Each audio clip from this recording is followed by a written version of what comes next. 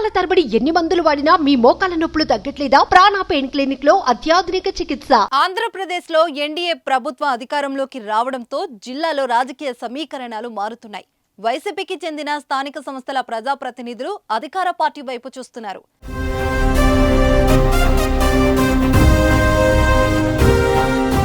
ఇటీవల Punganur municipal corporation కు చెందిన 13 మంది కౌన్సిలర్లు చైర్మన్ తో సహా టీడీపీ కండువా కప్పుకున్నారు.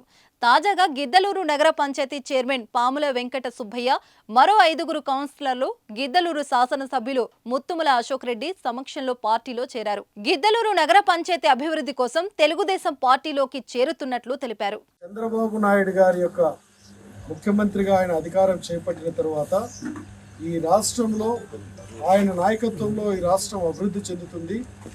చంద్రబాబు నాయుడు గారి నేతృత్వంలోని ఎన్డీఏ ప్రభుత్వ ఆధ్వర్యంలో గిద్దలూరులో కూడా మున్సిపాలిటీ మాకు అన్ని విధాలుగా అభివృద్ధి చెందేదానికి మన ప్రభుత్వంలోకి వస్తామని చెప్పి ఈరోజు మున్సిపల్ చైర్మన్ గారు వారితో పాటు ఇతర 5 మంది కౌన్సిలర్స్ అందరూ కూడా మొత్తం 6 మంది ఈరోజు తెలుగుదేశం పార్టీలో చేరడం జరిగింది.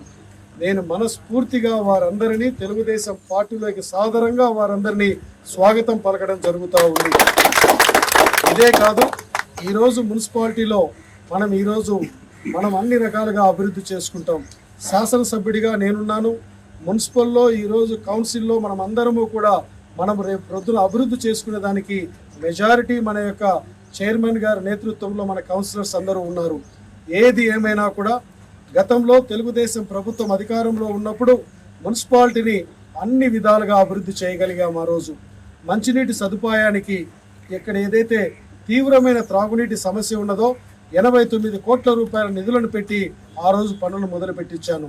గత 5 సంవత్సరాల కాలంలో త్రాగునీటి సమస్య నత్తనట్టుగా సాగింది. మరలా రేపటి రోజు మన యొక్క ఈ కౌన్సిల్ ఆధ్వర్యంలో మన ప్రభుత్వం చంద్రబాబు నాయుడు గారి యొక్క ఆశీస్సులతో, మున్సిపల్ మంత్రి గారు నారాయణ గారి యొక్క ఆశీస్సులతో ఈరోజు శాసనసభ్యుడిగా త్రాగునీటి సమస్యని రాబో 6 నెలల కాలంలో ఈ త్రాగునీటి సమస్యను మనం పరిష్కరించబోతా ఉన్నాం. సుమన్ టీవీలో మీ పర్సనల్ అండ్ బిజినెస్ ప్రమోషన్స్ కోసం కింది నెంబర్కి కాంటాక్ట్ చేయండి.